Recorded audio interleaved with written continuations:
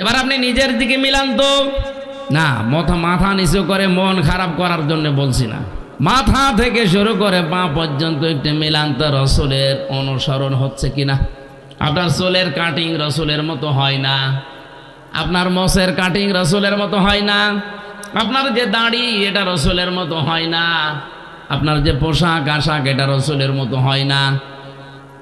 আর কোন জায়গায় হাত দেব, যেখানে হাত দেওয়া হয় একটাও তো মিলছে না। আপনার পরিবার, সমাজ, রাষ্ট্র কোন দিকে তাকিয়ে বলতে পারবেন যে আমার রসুলের মতো অনুসরণ হচ্ছে বলেন? হ্যাঁ, আংশিক আমরা কিছু করছি। নবীজি নামাজ পড়েছিলেন, আমরাও নামাজ পড়ি। নবীজি রোজা রেখেছিলেন, আমরাও রোজা রাখি। বিশ্ব নবী যে সারা জীবনে 63 বছরে একটা মিথ্যা কথা বলেনি, এটা আমাদের জীবনে পাওয়া যাবে? আর আসতে বলেন। এই পৃথিবীতে একজন মানুষকেই পাওয়া গেছে যিনি ওপেন চ্যালেঞ্জ দিতে পেরেছিলেন, হে আমার সাথীরা, হে আমার স্ত্রীরা, দিনের আলোতে রাতের আধারে আমার ভেতরে চলতে ফিরতে যা দেখো সব মানুষের কাছে ওপেন বলে দাও। এই পৃথিবীতে আর কেউ একথা বলতে পারে না, কিয়ামত পর্যন্ত আমার মনে হয় বলতেও পারবে না। এখানে আমরা যত বুজুর্গ মানুষই আছি না কেন, যত বড় নেতায় বসে আছি, যদি কালকে ঘোষণা দেওয়া হয়, হে দেশের মানুষেরা, হে আমার স্ত্রী, বন্ধু বান্ধবেরা, যা আমার ভেতরে দোষ ত্রুটি পাও সব সংবাদ সম্মেলন করে বলে দাও, কালকে আপনি বের হতে পারবেন না। কথা বলেন না কেন? অথচ কি জীবন তিনি বানিয়েছিলেন, 63টা বছরের ভেতরে একটা মিথ্যা কথা তার পাওয়া যায়নি। তার সাথে যারা চলাফেরা করেছে, যে ভুল ধরবে সে ভুল ধরার মতো একটা সুতা পর্যন্ত বের করতে পারেনি। এই জন্যই তো একটা মানুষকে শুধু অনুসরণ করলে আল্লাহ গ্যারান্টি দিলেন, তোর জীবনের অপরাধ আমি রাখবো না, সব মাফ করে দেব। শুধু হক করে বাদটা ঠিক রাখবি, বান্দার হক যেন তোর দ্বারা নষ্ট না হয়। তাছাড়া আমি আল্লাহর হক যত নষ্ট করে ফেলেছিস, আর রাসূলের অনুসরণ যখন পূর্ণাঙ্গ আরম্ভ করার সিদ্ধান্ত নিয়ে মাঠে নামবি, ওই মুহূর্তে তোর জীবনের পেছনের অপরাধ মাফ করে জান্নাতি বলে ঘোষণা দিয়ে দেব। এজন্য আমাদের উচিত এখন থেকে রাসূলের আংশিক অনুসরণ করবেন না পূর্ণাঙ্গ? আরো জোরে। বিশ্ব নবী মুহাম্মদুর রাসূলুল্লাহ বিয়েতে যেভাবে তিনি আদর্শ রেখে গেছেন, আপনার বিয়েতেও ওইটা পাওয়া যাওয়া লাগবে। আমাদের গান বাজনা না হলে বিয়ের অনুষ্ঠানই সাটে না। কথা বললেন না কেন? বিয়েটা শুরুই হয় হারাম কাজ দিয়ে। মেয়ে দেখতে যাবে যেই লোকটা যে বিয়ে করবে, সে তো যায়, সাথে সাথে যায় দুলা ভাই আর ওর বাবা। আরে বিয়ে কি দোলা ভাই ওর বাবা করবে?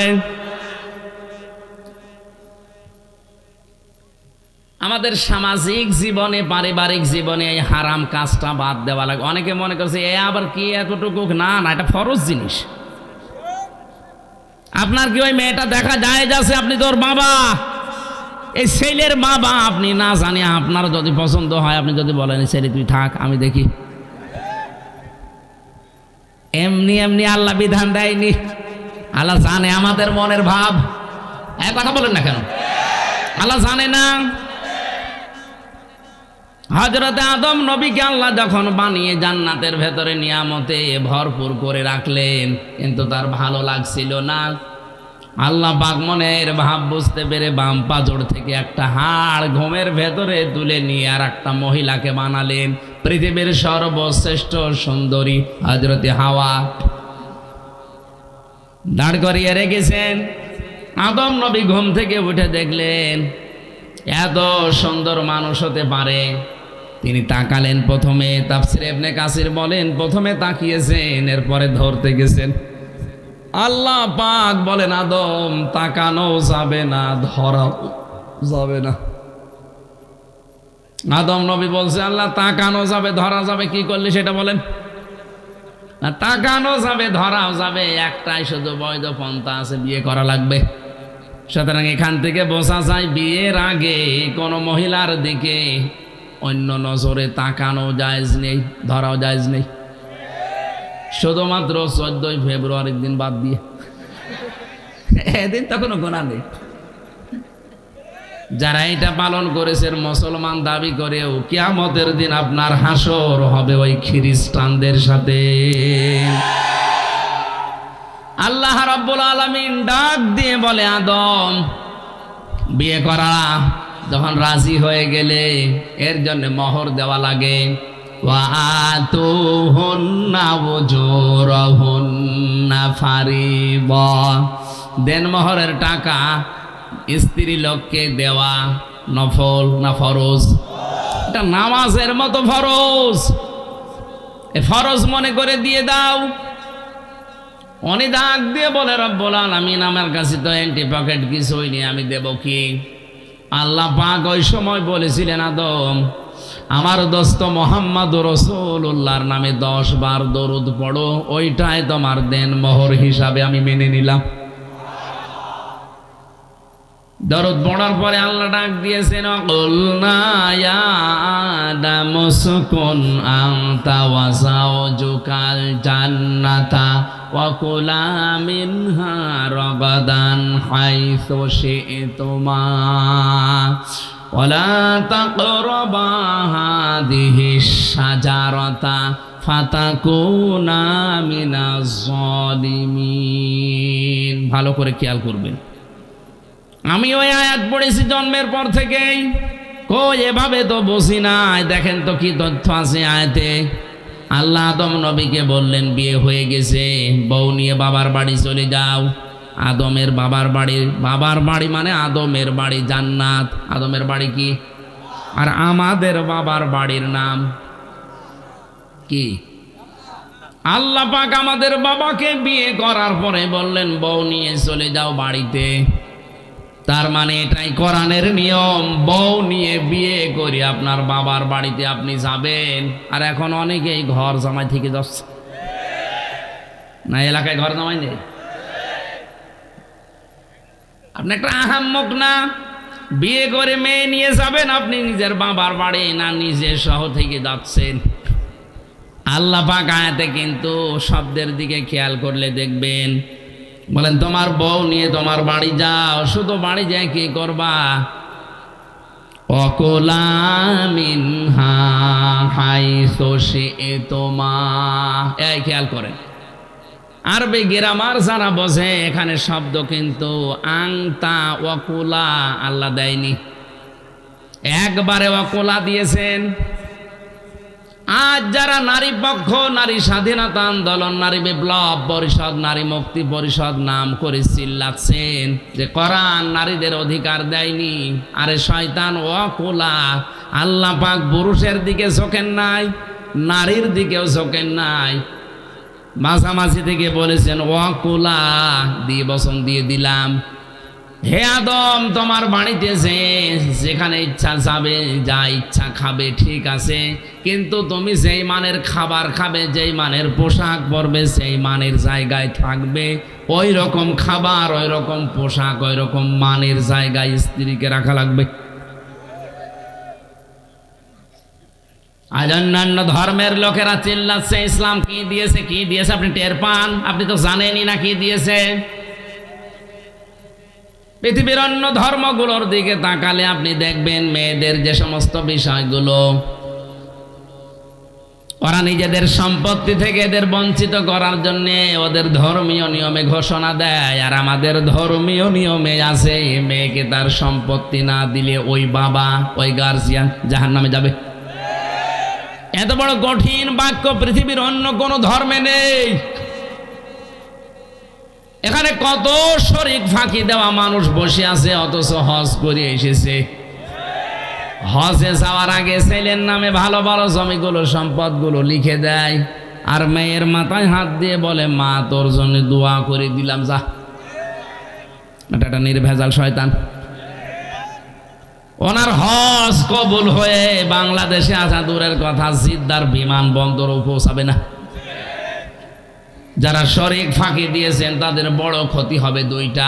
এখানে তাকান, সে মেয়ে হোক, ভাই হোক, বোন হোক, ফুফু হোক, যারা শরীক ফাঁকি দিয়েছেন, এমনকি জনগণ হোক, যারা শরীক ফাঁকি দিয়েছেন, শোনেন তিরমিজি শরীফ দুইটা ক্ষতি হবে আপনার।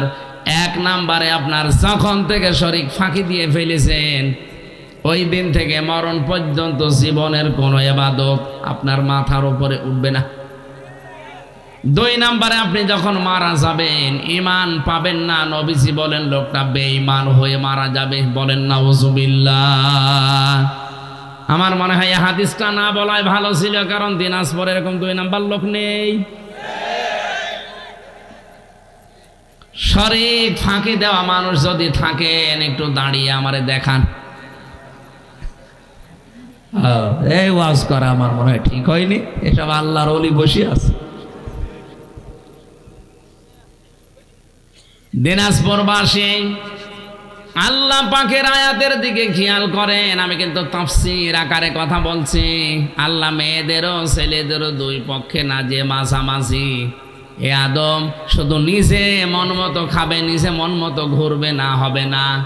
তুমি যেখানে যাবে, যেখানে খাবে, যেই মানের খাবার খাবে, যেই মানের পোশাক পরবে, ওই রকম মানের খাবার পোশাক স্ত্রীকে দেওয়া লাগবে। এটা নফল না, এটা ফরজ। শুধু এতটুকু আল্লাহ শেষ করেননি, ওয়ালা তাকরাবা হাযিহিস শাজারাতা। সাবধান, স্ত্রীকে নিয়ে ঘুরতেও বেড়ানো যাবে, কিন্তু ওই গাছটার কাছে যাবে না। এই গাছটা মানে আল্লাহর বর্ডার। গাছ মানে কি? এটা আল্লাহর নির্ধারিত সীমা, নিষিদ্ধ জায়গা। জান্নাতের ভেতরে একটাই শুধু বর্ডার ছিল, নিষিদ্ধ জায়গা ছিল। এই পৃথিবীতে আমার আল্লাহর প্রায় 500 বর্ডার আছে। কত? আরো জোরে বলেন। যারা ইমানদার দাবি করবে তারা যেন এই দুনিয়াতে এই 500 বর্ডারের ধারে কাছে না যায়। জান্নাতে একটা বর্ডার পার হয়ে গেলে আল্লাহ ঘোষণা দিয়েছিলেন, ওয়ালা তাকরাবা হাযিহিস শাজারাতা ফাতাকুনা মিনাজ জালিমিন। যদি এই গাছের কাছে যাও, বর্ডার সীমারেখা অতিক্রম করো, বর্ডার ক্রস করো, এই নিষিদ্ধ জায়গায় যাও, তাহলে দুইজনেই জালেম হয়ে যাবে। আয়াতের মূল শিক্ষা হচ্ছে স্ত্রীকে শুধু ঘরের ভেতরে বসিয়ে রাখবেন না, এইটা আয়াত বলে না। আয়াত বলেছে হাইসো সে তোমা, যাও বেড়াতে যাও। স্ত্রীকে নিয়ে আপনি বেড়াতে যাবেন, অনুষ্ঠানে যাবেন, কিন্তু সাবধান, যেই স্থানে গেলে, যে অনুষ্ঠানে গেলে আপনার নিজেরও বর্ডার থাকে না, আপনার বড় বর্ডার থাকে না। বর্ডার মানে এখানে পর্দা, বর্ডার মানে আরো জোরে, জান্নাতের ভেতরে বর্ডার মানে গন্ধম গাছ। আর পৃথিবীতে আমাদের জন্য বর্ডার আছে যেহেতু 500, এর ভেতরে একটা বর্ডারের নাম পর্দা। আসতে বলেন। তাহলে এমন অনুষ্ঠানে যাওয়া যাবে না যেখানে গেলে নিজেরও পর্দা থাকে না, স্ত্রীরও পর্দা থাকে না। এরকম অনুষ্ঠানে যাওয়া যায় নেই। যদি আল্লাহর বর্ডার ক্রস করে, পর্দা লঙ্ঘন করে, বেপর্দা হয়ে ভাবে যায় আর ওখানে আনন্দ ফুর্তি করে, বুঝতে হবে আল্লাহর ভাষায় দুইজনে জালেম হয়ে গেছে। এই হিসাবে বাংলাদেশে এখন জালেম কম না বেশি? আমি পারিবারিক জীবনের কথা বলছিলাম, যে মানুষ বিয়ে করবে তারে নাই দেখা যায় যাচ্ছে। আপনি দোলাবাই হিসাবে গিয়ে আপনিও দেখছেন, আপনার শ্বশুরও দেখতেছে। বলেন নাউজুবিল্লাহ। যে না, হারাম কাজ দিয়ে আমাদের শুরু হচ্ছে পরিবার, যে সন্তানাদিগুলো ভালো হবে কি দিয়ে? আশা করছি পারিবারিক জীবনে আমাদের এই আয়াতটা মেনে নেওয়া দরকার, অন্তত পর্দা যেন লঙ্ঘন না হয়। বেপর্দা পরিবারে মেয়ে বিয়ে দেওয়ার চাইতে মেয়েকে কেটে ভাসিয়ে দেওয়া ভালো, কারণ ওখানে গেলেও জাহান্নামের আগুনে পড়বে। এক কথা বলেন না কেন? আমরা পারিবারিক ভাবে যদি একটু সচেতন হই, দেখেন মুসলমানের দেশে পর্দারে পরিবেশ ফিরিয়ে আনেন। হ্যাঁ, অনেকে চেষ্টা চালাচ্ছে এ দেশে বেপর্দার লাইন খুলতে, কিন্তু আমরা এটা চাই। আরো জোরে বলেন চাই। আল্লাহ আমাদেরকে পর্দা মানার তৌফিক দিন, বলেন আমিন। রাসূলের অনুসরণ আমরা কি আংশিক চাই না পূর্ণাঙ্গ? আরো জোরে। আল্লাহ জীবনে পূর্ণাঙ্গ অনুসরণ করার তৌফিক দাও, বলেন আমিন। قل بفضل الله وبرحمته فبذلك فليفرحوا هو خير مما মা ইয়াজমাউন। সূরা ইউনূস 11 নম্বর পারা 14 নম্বর পৃষ্ঠার 7 নম্বর লাইনের 8 নম্বর রুকুর 4 নম্বর রুকুর 58 নম্বর আয়াতে আছে। তাফসীরে ইবনে কাসিরে পাবেন। আল্লাহ পাক বলেন, নবী আপনি বলুন, তামাম দুনিয়া যা আনন্দে আছে এটা একটাও আনন্দের বিষয় না।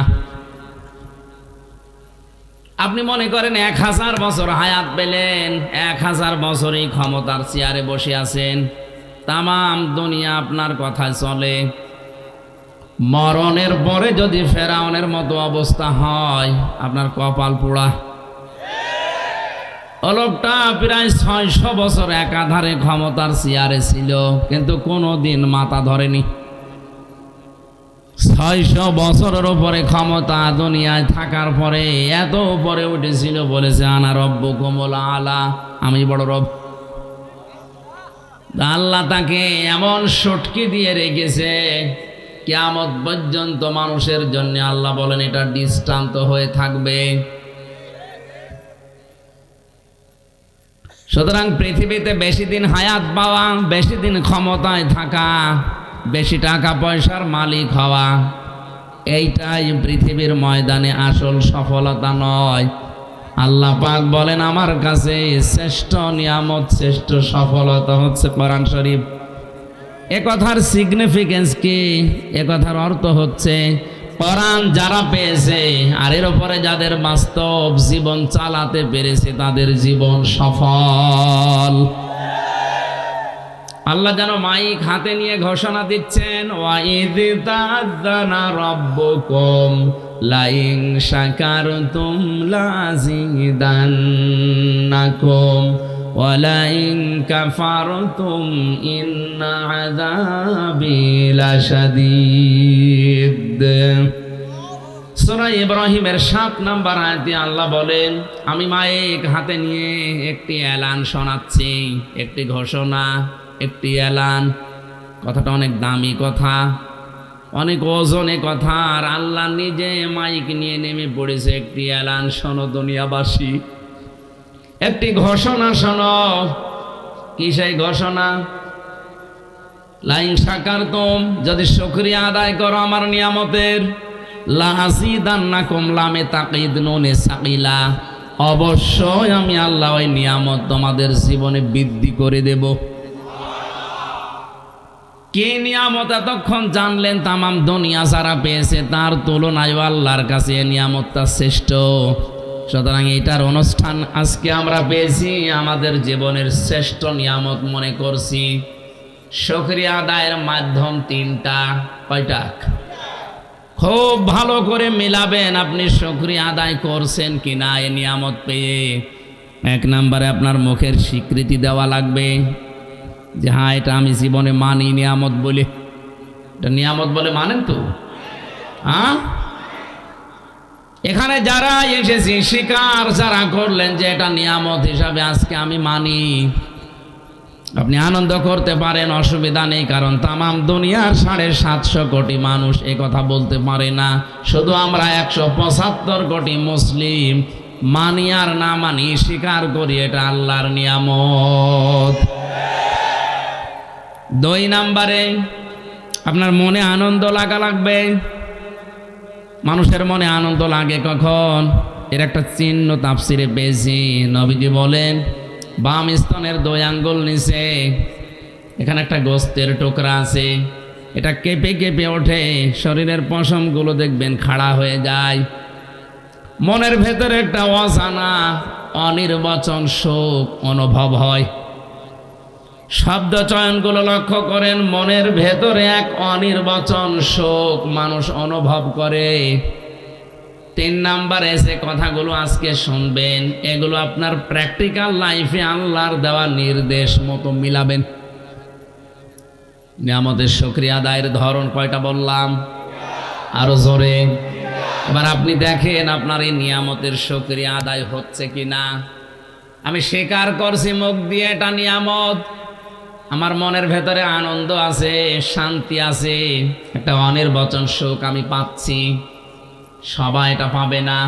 ওয়াইদা সামিউ মা উনজিলা ইলার রাসূলি তারা আয়ুনাহুম তাফিদু মিনাদ দামি মিম্মা আরাফু মিনাল হক ইয়াকুলুনা রব্বানা আমান্না ফাকতুবনা মা'আশ শাহিদিন। সূরা মায়েদা 7 নাম্বার পারার 1 নাম্বার পৃষ্ঠার 1 নাম্বার লাইনের 83 নাম্বার আয়াত। এটা আল্লাহ পাক বলেন, নবী আপনি যখন মানুষের সামনে কোরআন পড়বেন সবার চোখের দিকে তাকিয়ে দেখবেন পানি ঝরছে না। যারা উপলব্ধি করার ক্ষমতা রাখে, এর মর্মমানিগুলো যারা বুঝতে পারে, আপনি দেখবেন ওই মানুষগুলো মনের অজান্তেই কেঁদে ফেলেছে। কোরআনের আলোচনায় সবার চোখে পানি আসবে না, এটা সবাই বোঝার জন্য এখানে এক মাপের ওই রকম ছাত্রও নেই। এখানে 12 বাপের 13 ছেলে বসে আছে, একজন ইশারা করলে বসে আর একজন 10 বার বললেও বোঝে না। বিশ্ববিদ্যালয়ে যারা ক্লাস নিত দেখতাম সর্বোচ্চ 45 মিনিট, কারণ ওখানে যারা বসে আছে সামনে 80-82 জন ছাত্র ছাত্রী, সব এক মাপের মেধার। কথা বুঝতেছেন? আর এখানে কি ওই রকম? এটাও তো একটা ক্লাস চলছে। এ ক্লাস 45 মিনিট না 45 ঘন্টা নিলেও অনেকে বুঝবে না। এই জন্য অ্যাক্টিভ হয়ে শুনবেন। আল্লাহ বলেন কোরআনের মর্মবাণীগুলো যারা উপলব্ধি করতে পারবে, অনুধাবন করতে পারবে, বোঝার চেষ্টা করবে, নবী আপনি দেখবেন ওরা যেন মনের অশান্তি কেঁদে ফেলেছে। এইরকম মন নিয়ে আপনি শুনবেন। 3 নম্বরে কোরআনে আজকে বর্ণিত যে নির্দেশনাগুলো পাবেন, আমার আজকের আলোচনার বিষয় হচ্ছে এই পৃথিবীর ময়দানে আল্লাহ 77 প্রকার মানুষকে ঘৃণা করেন। কয় প্রকার?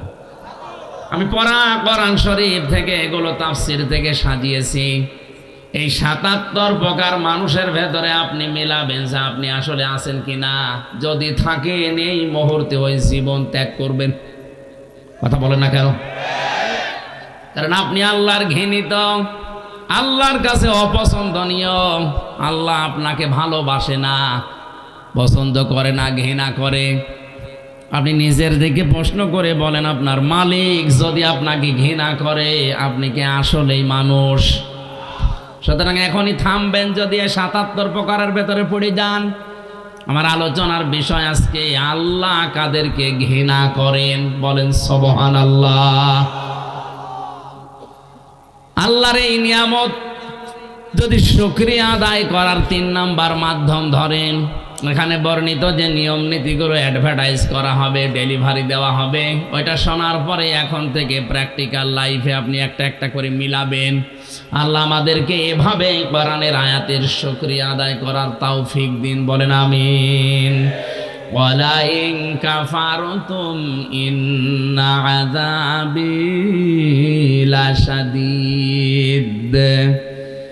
আল্লাহ পাক বলেন যদি কেউ মূল্য না দেয়, আমার এই কোরআনের মর্যাদা না দেয়, কে আর কি দাম দিতে না চায়, ওর জীবন থেকে কোরআনের মহা যে বিপ্লবী অনুষ্ঠানগুলো, কোরআনে কারিমের বড় বড় নিয়ামতের যে কথাগুলো, ওর জীবন থেকে আমি আল্লাহ ছিনিয়ে নেব আর আযাবের ভেতরে ফেলে দেব। ওর জীবনের শান্তি বলে কিছু রাখবো না, বলেন নাউজুবিল্লাহ। আল্লাহর এই ঘোষণা হালকা মিথ্যা আছে? হ্যাঁ, আর আসতে বলেন। কোরআনের এই অনুষ্ঠানে যারা এসেছি, নবীজি জানিয়েছেন মানিত্তাবাআল হুদা বিগাইরিল কোরআন আদাল্লাহুল্লাহ। তিরমিজি শরীফের হাদিস।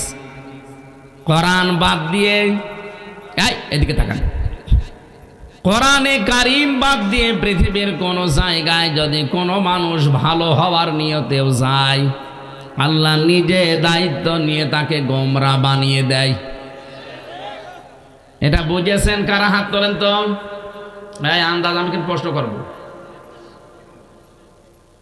যে শব্দ বলেছি এর আসল শব্দটা কি, এর বাপ কি, আমি জিজ্ঞাসা করবো। আন্দাজ হাত তুলেছেন আপনি? এখানে আলেম যারা বসে আছে তাদেরকে বলছি শব্দটা কিন্তু দল্লা না, আদল্লা। দল্লা ইয়াদিল্লু, যদি নবী দিতেন তাহলে আপনি নিজেই নিজেকে গোমরা বানিয়ে ফেলেছেন, এরকম অর্থ আসতো।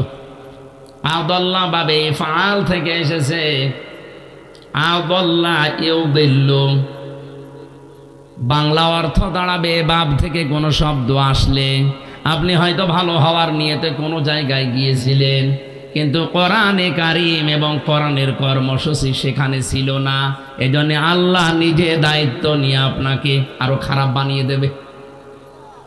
হেদায়েত দেওয়ার একচ্ছত্র মালিকানা হামজার। আসতে বললেন কেন? কোন পীরের হাতে দিয়েছে আল্লাহ? কোন নবীর হাতে? কোন ফেরেশতার না, এটা শুধুমাত্র আল্লাহ নিজের কুদরতি হাতে রেখেছে। এ হেদায়েত দিতে পারে একমাত্র কে? আপনার কি বিবেকে একটু ধাক্কা লাগে না? উনি নিজে বলছে আমি তোরে নিজে গোমরা বানাবো, তাহলে হেদায়েত দেওয়ার আর কেউ আছে? সুতরাং এই মুহূর্তে আপনাকে সিদ্ধান্ত নেওয়া লাগবে, যদি আপনি পাগল হয়ে না থাকেন যে কোরআন যেখানে নেই ওই রকম পীরের দরবার যদি আমার বাবাও তৈরি করে, ও দরবারে আমি নেই। কোরআন যে দলে নেই ওই দল যদি আমার বাবাও প্রতিষ্ঠাতা হয়, ওই দলে আমি এখন থেকে আর নেই। এবার আওয়াজ একটু কমে গেছে। এই এলাকার মানুষ তো চালাক আছে। সারা দেশের মানুষ যে বলে রংপুর বিভাগের মানুষ মফয়সী মুরগির জ, এ তো ঠিক না দেখছি। এলাকার মানুষ চালাক আছে।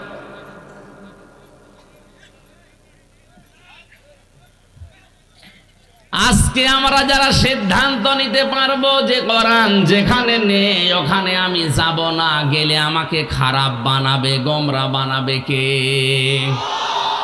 এ হাদিসটা দুনিয়ায় মানা যায় না, মরণের পরে মানবেন?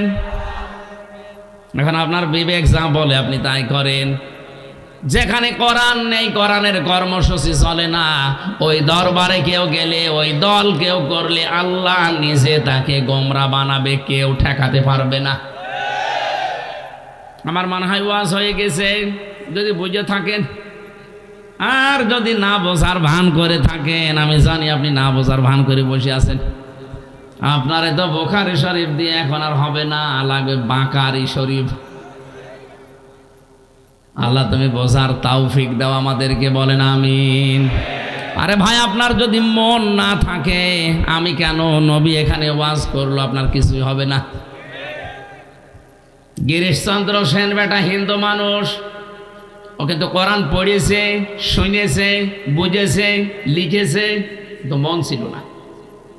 এই জন্য আল্লাহ তার হেদায়েত দেয়নি। ও মারা যাওয়ার পরে জানাজাও হয়নি, কবরও দেয়নি, পুড়িয়ে ফেলেছে। কথা বলেন না কেন? অথচ লোকটা আমাদের চাইতে কোরআন জীবনে পড়েছেও বেশি, বুঝেছেও বেশি, লিখেছেও বেশি, শুনেছেও বেশি।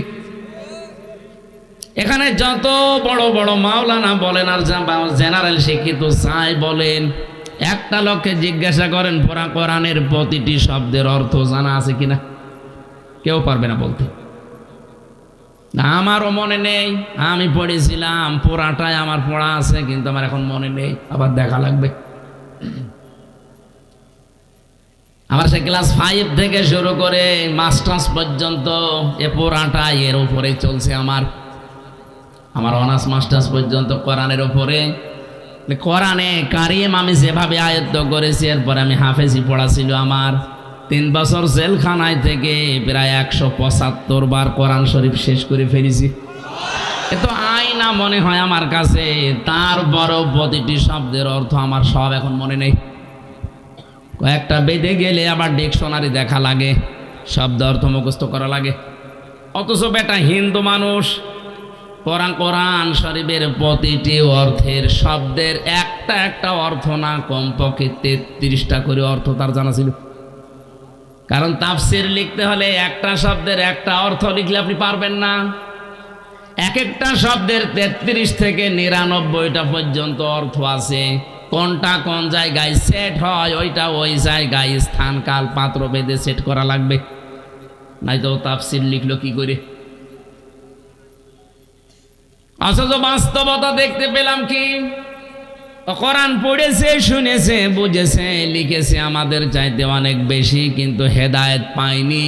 এই কারণে, কারণ ওর মন ছিল না হেদায়েত নেওয়ার। কথা বলেন না কেন? আপনারও যদি মন না থাকে, আল্লাহর এত দায় পড়ে যায়নি যে আপনাকে হেদায়েত দিয়ে জান্নাতে জোর করে নিয়ে যাওয়া লাগবে, অত দায় পড়েনি। এই জন্য আগে মন তৈরি করেন, বিশ্বাস করতে পারেন আমির হামজা এখন থেকে শেষ পর্যন্ত ওর বাবার কথা, দাদার কথা একটাও বলবে না। যা বলবে আমি কোরআনের আয়াতের দলিল, হাদিস নাম্বার, পৃষ্ঠা নাম্বার পর্যন্ত আপনাকে আমি বলে দিচ্ছি, সব আমার নোট করা আছে। সুতরাং এইরকম মন নিয়ে শোনেন যে আমার এই ৭৭টা পয়েন্টের ভেতরে যদি আমি একটাও থেকে থাকি, এই মুহূর্তে আমি ওখান থেকে পিছিয়ে আসবো। রাজি আছেন? রাজি আছেন? আজকের মাহফিল সাকসেস হবে ইনশাআল্লাহ। দরুদ আর সালাম পড়ছে আমাদের নবী মুহাম্মদুর রাসূলুল্লাহ সাল্লাল্লাহু আলাইহি ওয়াসাল্লামের প্রতি, যাকে অনুসরণ করার মাধ্যমে ভালোবাসার প্রমাণ দিতে বলেছেন আল্লাহ। আজ যারা শুধু নবীকে ভালোবাসি ভালোবাসি বলে শেষ করে দিচ্ছে শাবান মাসে, এই যে কিছুদিন আগে যে শবে বরাত নামে নিসফে শাবান গেল, কত মানুষ ভালোবাসা দেখিয়েছে, অথচ রসুলকে ভালোবাসতে হবে মাস্ট বি, পাশাপাশি তাকে অনুসরণের মাধ্যমে এটা দেখাতে হবে। আমি আজ একটা নতুন কথা বলছি, ভালোভাবে খেয়াল করবেন। কুল ইন কুনতুম তুহিব্বুনাল্লাহা ফাত্তাবিউনি ইউহিব্বুকুমুল্লাহ। জেনারেল মানুষদেরকে বলছি, ভালো করে খেয়াল করেন। তাফসীর শুনতে এসেছেন আপনি, আপনার জীবন আমি আশা করি পরিবর্তন করবেন। এতদিন আপনি ওই আয়াত শুনেছেন, কিন্তু এভাবে না, একটু খেয়াল করে দেখেন তো। নবী আপনি বলুন, যদি তোমরা আল্লাহকে ভালোবাসি এ দাবি করো, এ দাবি আমাদের আছে না? রাজনৈতিকভাবে আমাদের দল মত পার্থক্য আছে, কিন্তু আল্লাহ তোমাকে ভালোবাসি মুসলমান হিসাবে দাবি আছে। এই কথা বলেন। আল্লাহ বলেন দাবি যারা করলো তাদেরকে বলেন ফাত্তাবিউনি, এ দাবি যেন সত্যতা প্রমাণ দেওয়ার জন্য আপনার অনুসরণ করে। হে নবী, আপনার অনুসরণ করার মাধ্যমে দাবির সত্যতার প্রমাণ দেওয়া লাগবে। কেউ যদি আপনাকে অনুসরণ করে, দেখে দেখে চলে, ফাত্তাবিউনি ইউহিব্বুকুমুল্লাহ, আমি আল্লাহ নিজেই তাকে ভালোবাসা আরম্ভ করে দেব। তাকে আমি ভালোবেসেছি না ভালোবাসা আরম্ভ করব? ইউহিব্বু এটা মোসারে, এই শব্দটা বর্তমান, ভবিষ্যৎ, প্রেজেন্ট, ফিউচার, এই দুইটা কাল দিয়ে বানানো। এখানে আল্লাহ অতীতের শব্দ, মাজির শব্দ দেয়নি, পাস্ট নেই, এখানে ফিউচার আছে আর বর্তমান আছে। এই ভালো করে তাকান। আপনি যদি রসুলকে অনুসরণ করা আরম্ভ না করেন, আল্লাহ আপনাকে ভালোবাসা আরম্ভ করবে করবে। এখন আমার প্রশ্ন, আল্লাহ যদি কাউকে ভালোবাসে তাকে পুরস্কার দেবেন না দেবেন না? আল্লাহ বলেন পুরস্কার কি দেব? ওয়ায়াগফির লাকুম যুনুবাকুম। ইয়াগফির এটাও মোসারে, বর্তমান, ভবিষ্যৎ, প্রেজেন্ট, ফিউচার। আমি আল্লাহ নিজে তার জীবনের যত অপরাধ আছে জামবন্না দিয়ে, জুনুব দিয়ে দিলাম। যদি শুধু হক্কুল ইবাদ থাকে, ওইটা বাদ দিয়ে যত অপরাধ করেছে জীবনে সব মাফ করে দিচ্ছি, দেব। সুবহানাল্লাহ বলা না? এবার তাকান, আয়াতের মাঝে ছিল তোমরা যদি অনুসরণ করো তাহলে আল্লাহ তোমাদেরকে ভালোবাসা শুরু করবে। আর আল্লাহ ভালোবাসা আরম্ভ করে দিলে জীবনের গুনাহ শুধু হক্কুল ইবাদ বাদ দিয়ে একটাও রাখবে না, সব মাফ করে দেবে। কারণ মাফ করার ক্ষমতা আল্লাহর আছে না নেই? এবার আমাদের এখান থেকে শিক্ষা কি? আমরা অনুসরণ করব কি আংশিক না পূর্ণাঙ্গ? আরো জোরে বলেন। এবার আপনি নিজের দিকে মিলান তো। আপনার অনুসরণ হচ্ছে, আমিও দেখতে পাচ্ছি, আমারও অনুসরণ হচ্ছে, আমিও টের পাচ্ছি, কিন্তু আমাদের অধিকাংশ অনুসরণ এই দেশের রাসূলের আংশিক, পূর্ণাঙ্গ হচ্ছে না। আপনার মাথা থেকে শুরু করে পা পর্যন্ত মিলান।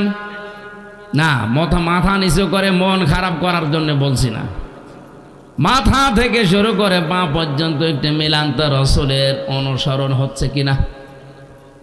আপনার চুলের কাটিং রসুলের মতো হয় না, আপনার মোষের কাটিং রসুলের মতো হয় না, আপনার যে দাড়ি এটা রসুলের মতো হয় না, আপনার যে পোশাক আশাক এটা রসুলের মতো হয় না।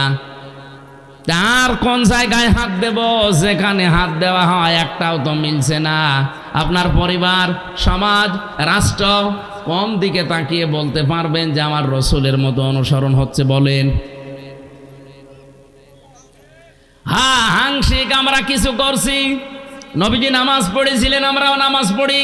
নবীজি রোজা রেখেছিলেন, আমরাও রোজা রাখি। বিশ্ব নবী যে সারা জীবনে 63 বছরে একটা মিথ্যা কথা বলেনি, এটা আমাদের জীবনে পাওয়া যাবে? আর আসতে বলেন।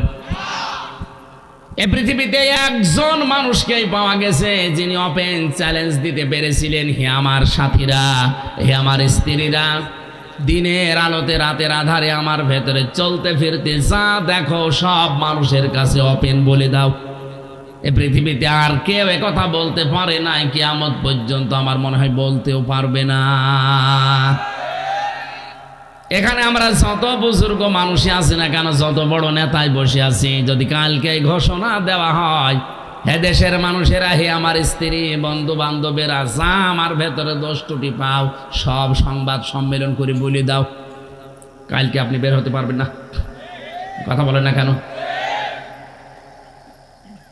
অথচ কি জীবন তিনি বানিয়েছিলেন! 63টা বছরের ভেতরে একটা মিথ্যা কথা তার পাওয়া যায়নি।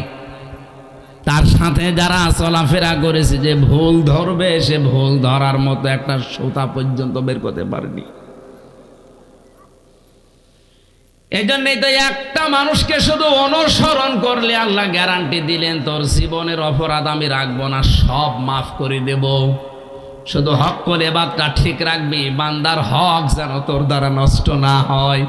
তাছাড়া আমি আল্লাহর হক যত নষ্ট করে ফেলেছিস, আর রাসূলের অনুসরণ যখন পূর্ণাঙ্গ আরম্ভ করার সিদ্ধান্ত নিয়ে মাঠে নামবি, ওই মুহূর্তে তোর জীবনের পেছনের অপরাধ মাফ করে জান্নাতি বলে ঘোষণা দিয়ে দেব। এজন্য আমাদের উচিত এখন থেকে রাসূলের আংশিক অনুসরণ করবেন না পূর্ণাঙ্গ? আরো জোরে। বিশ্ব নবী মুহাম্মদুর রাসূলুল্লাহ বিয়েতে যেভাবে তিনি আদর্শ রেখে গেছেন, আপনার বিয়েতেও ওইটা পাওয়া যাওয়া লাগবে। আমাদের গান বাজনা না হলে বিয়ের অনুষ্ঠানই সাটে না। কথা বললেন না কেন? বিয়েটা শুরুই হয় হারাম কাজ দিয়ে। মেয়ে দেখতে যাবে যেই লোকটা যে বিয়ে করবে, সে তো যায়, সাথে সাথে যায় দুলা ভাই আর ওর বাবা। আরে বিয়ে কি দোলা ভাই ওর বাবা করবে? আমাদের সামাজিক জীবনে, পারিবারিক জীবনে এই হারাম কাজটা বাদ দেওয়া লাগে। অনেকে মনে করছে এ আবার কি এতটুকু, না না, এটা ফরজ জিনিস। আপনার কি ওই মেয়েটা দেখা যায় যাচ্ছে, আপনি তোর বাবা, এই ছেলের বাবা, আপনি না জানি আপনার যদি পছন্দ হয়, আপনি যদি বলেন ছেলে তুই থাক আমি দেখি, এমনি এমনি আল্লাহ বিধান দেয়নি। আল্লাহ জানে আমাদের মনের ভাব। এক কথা বলেন না কেন? আল্লাহ জানে না? হযরত আদম নবীকে আল্লাহ যখন বানিয়ে জান্নাতের ভেতরে নিয়ামতে ভরপুর করে রাখলেন, কিন্তু তার ভালো লাগছিল না। আল্লাহ পাক মনের ভাব বুঝতে পেরে বাম পাজর থেকে একটা হাড় ঘুমের ভেতরে তুলে নিয়ে আর একটা মহিলাকে বানালেন, পৃথিবীর সর্বশ্রেষ্ঠ সুন্দরী হযরতে হাওয়া দাঁড় করিয়ে রেখেছেন। আদম নবী ঘুম থেকে উঠে দেখলেন এত সুন্দর মানুষ হতে পারে। তিনি তাকালেন প্রথমে, তাফসীর ইবনে কাসির বলেন প্রথমে তাকিয়েছেন, এরপরে ধরতে গেছেন।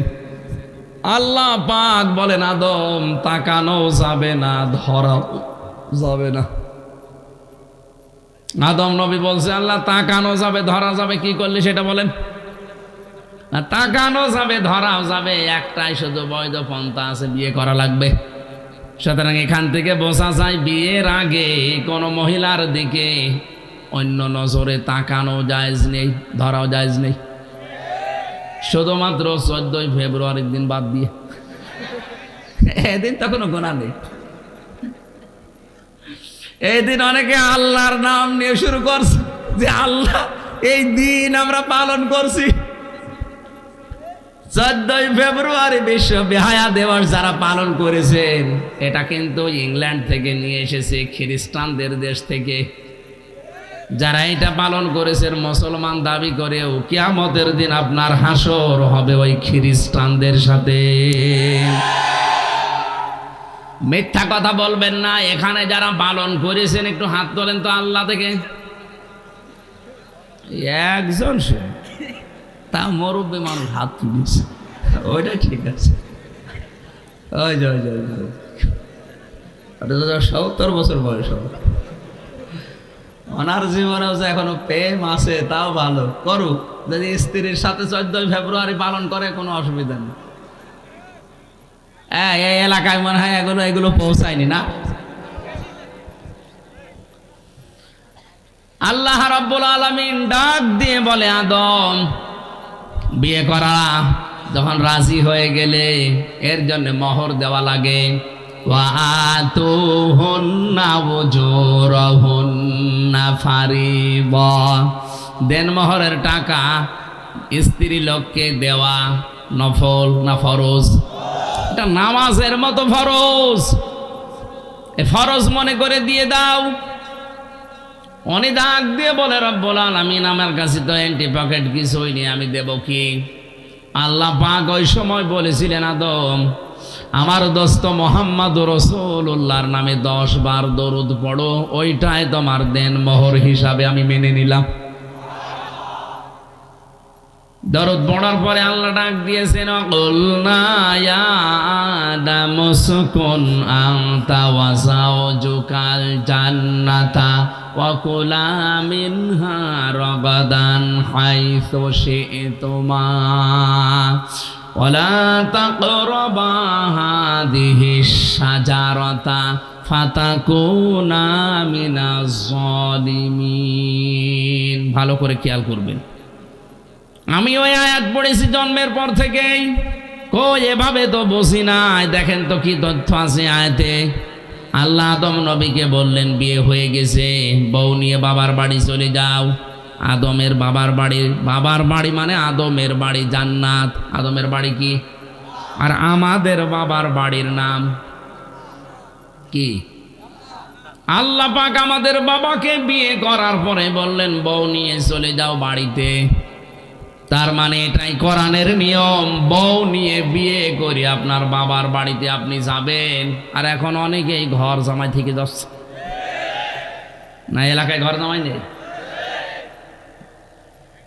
আপনি একটা আহাম্মক না, বিয়ে করে মেয়ে নিয়ে যাবেন আপনি নিজের বাবার বাড়ি, না নিজের শহর থেকে যাচ্ছেন? আল্লাহ পাক আয়াতে কিন্তু শব্দের দিকে খেয়াল করলে দেখবেন, বলেন তোমার বউ নিয়ে তোমার বাড়ি যাও। শুধু বাড়ি যায় কি করবা? ওয়াকুলা মিনহা হাইসু শি'তুমা। এই খেয়াল করেন, আরবি গ্রামার যারা বোঝে, এখানে শব্দ কিন্তু আংতা ওয়াকুলা আল্লাহ দেয়নি, একবারে ওয়াকুলা দিয়েছেন। আজ যারা নারী পক্ষ, নারী স্বাধীনতা আন্দোলন, নারী বিপ্লব পরিষদ, নারী মুক্তি পরিষদ নাম করে চিল্লাচ্ছেন যে কোরআন নারীদের অধিকার দেয়নি, আরে শয়তান ওয়াকুলা। আল্লাহ পাক পুরুষের দিকে ঝোঁকেন নাই, নারীর দিকেও ঝোঁকেন নাই, মাঝামাঝি থেকে বলেছেন ওয়াকুলা, দিয়ে বসন দিয়ে দিলাম। হে আদম, তোমার বাড়িতে যেখানে ইচ্ছা যাবে, যা ইচ্ছা খাবে, ঠিক আছে, কিন্তু তুমি যেই মানের খাবার খাবে, যেই মানের পোশাক পরবে, সেই মানের জায়গায় থাকবে। ওই রকম খাবার, ওই রকম পোশাক, ওই রকম মানের জায়গায় স্ত্রীকে রাখা লাগবে। আজ অন্যান্য ধর্মের লোকেরা চিল্লাচ্ছে ইসলাম কি দিয়েছে, কি দিয়েছে আপনি টের পান? আপনি তো জানেনই না কি দিয়েছে। পৃথিবীর অন্য ধর্মগুলোর দিকে তাকালে আপনি দেখবেন মেয়েদের যে সমস্ত বিষয়গুলো ওরা নিজেদের সম্পত্তি থেকে এদের বঞ্চিত করার জন্য ওদের ধর্মীয় নিয়মে ঘোষণা দেয়, আর আমাদের ধর্মীয় নিয়মে আছে মেয়েকে তার সম্পত্তি না দিলে ওই বাবা, ওই গার্জিয়ান জাহান্নামে যাবে। এত বড় কঠিন বাক্য পৃথিবীর অন্য কোন ধর্মে নেই। এখানে কত শরীক ফাঁকি দেওয়া মানুষ বসে আছে, অথচ হজ করে এসেছে। হজে যাওয়ার আগে ছেলের নামে ভালো ভালো জমিগুলো, সম্পদগুলো লিখে দেয়, আর মেয়ের মাথায় হাত দিয়ে বলে, মা তোর জন্য দোয়া করে দিলাম, যা। এটা একটা নির্ভেজাল শয়তান। ওনার হজ কবুল হয়ে বাংলাদেশে আসা দূরের কথা, জিদ্দার বিমানবন্দরও পৌঁছাবে না। যারা শরীক ফাঁকি দিয়েছেন তাদের বড় ক্ষতি হবে দুইটা। এখানে তাকান, সে মেয়ে হোক, ভাই হোক, বোন হোক, ফুফু হোক, যারা শরীক ফাঁকি দিয়েছেন, এমনকি জনগণ হোক, যারা শরীক ফাঁকি দিয়েছেন, শোনেন তিরমিজি শরীফ, দুইটা ক্ষতি হবে আপনার। এক নাম্বারে, আপনার যখন থেকে শরীক ফাঁকি দিয়ে ফেলেছেন ওই দিন থেকে মরণ পর্যন্ত জীবনের কোনো ইবাদত আপনার মাথার উপরে উঠবে না। দুই নাম্বারে, আপনি যখন মারা যাবেন ঈমান পাবেন না। নবীজি বলেন লোকটা বেঈমান হয়ে মারা যাবে। বলেন নাউজুবিল্লাহ। আমার মনে হয় এই হাদিসটা না বলাই ভালো ছিল, কারণ দিনাজপুরে এরকম দুই নাম্বার লোক নেই।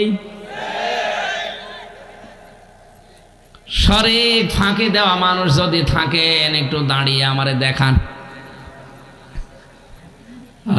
এই ওয়াজ করা আমার মনে হয় ঠিক হয়নি, এসব আল্লাহর ওলি বসে আছে।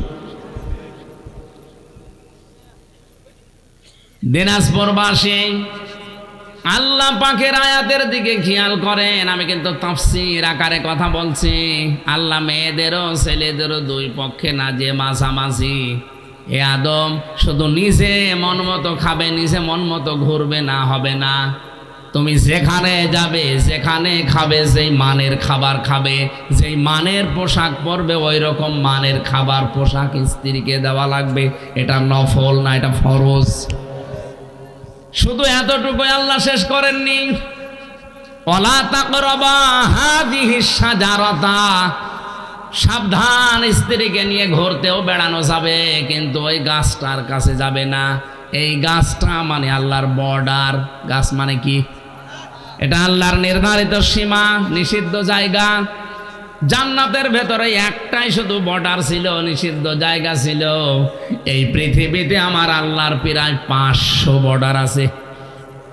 কত? আরো জোরে বলেন। যারা ইমানদার দাবি করবে তারা যেন এই দুনিয়াতে এই 500 বর্ডারের ধারে কাছে না যায়। জান্নাতে একটা বর্ডার পার হয়ে গেলে আল্লাহ ঘোষণা দিয়েছিলেন, ওয়ালা তাকরাবা হাযিহিস শাজারাতা ফাতাকুনা মিনাজ জালিমিন।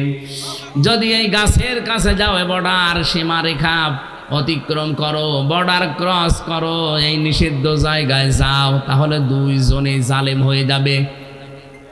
আয়াতের মূল শিক্ষা হচ্ছে স্ত্রীকে শুধু ঘরের ভেতরে বসিয়ে রাখবেন না, এইটা আয়াত বলে না। আয়াত বলেছে হাইসো সে তোমা, যাও, বেড়াতে যাও। স্ত্রীকে নিয়ে আপনি বেড়াতে যাবেন, অনুষ্ঠানে যাবেন, কিন্তু সাবধান, যেই স্থানে গেলে, যে অনুষ্ঠানে গেলে আপনার নিজেরও বর্ডার থাকে না, আপনার বড় বর্ডার থাকে না। বর্ডার মানে এখানে পর্দা, বর্ডার মানে আরো জোরে, জান্নাতের ভেতরে বর্ডার মানে গন্ধম গাছ। আর পৃথিবীতে আমাদের জন্য বর্ডার আছে যেহেতু 500, এর ভেতরে একটা বর্ডারের নাম পর্দা। আসতে বলেন। তাহলে এমন অনুষ্ঠানে যাওয়া যাবে না যেখানে গেলে নিজেরও পর্দা থাকে না, স্ত্রীরও পর্দা থাকে না। এরকম অনুষ্ঠানে যাওয়া জায়েজ নেই। যদি আল্লাহর বর্ডার ক্রস করে, পর্দা লঙ্ঘন করে, বেপর্দা হয়ে ভাবে যায় আর ওখানে আনন্দ ফুর্তি করে, বুঝতে হবে আল্লাহর ভাষায় দুইজনে জালেম হয়ে গেছে। এই হিসাবে বাংলাদেশে এখন জালেম কম না বেশি? আমি পারিবারিক জীবনের কথা বলছিলাম, যে মানুষ বিয়ে করবে তারে নাই দেখা যায় যাচ্ছে। আপনি দোলাবাই হিসাবে গিয়ে আপনিও দেখছেন, আপনার শ্বশুরও দেখতেছে। বলেন নাউজুবিল্লাহ। যে না, হারাম কাজ দিয়ে আমাদের শুরু হচ্ছে পরিবার, যে সন্তানাদিগুলো ভালো হবে কি দিয়ে? আশা করছি পারিবারিক জীবনে আমাদের এই আয়াতটা মেনে নেওয়া দরকার, অন্তত পর্দা যেন লঙ্ঘন না হয়। বেপর্দা পরিবারে মেয়ে বিয়ে দেওয়ার চাইতে মেয়েকে কেটে ভাসিয়ে দেওয়া ভালো, কারণ ওখানে গেলেও জাহান্নামের আগুনে পড়বে। এক কথা বলেন না কেন? আমরা পারিবারিক ভাবে যদি একটু সচেতন হই, দেখেন মুসলমানের দেশে পর্দারে পরিবেশ ফিরিয়ে আনেন।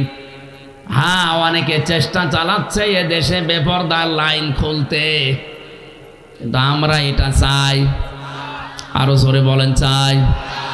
আল্লাহ আমাদেরকে পর্দা মানার তৌফিক দিন, বলেন আমিন। রাসূলের অনুসরণ আমরা কি আংশিক চাই না পূর্ণাঙ্গ? আরো জোরে। আল্লাহ জীবনে পূর্ণাঙ্গ অনুসরণ করার তৌফিক দাও, বলেন আমিন। আমার তেলাওয়াত কিন্তু আয়াত সূরা বাকারার 190 নম্বর আয়াত, এখান থেকে আমি আরম্ভ করছি।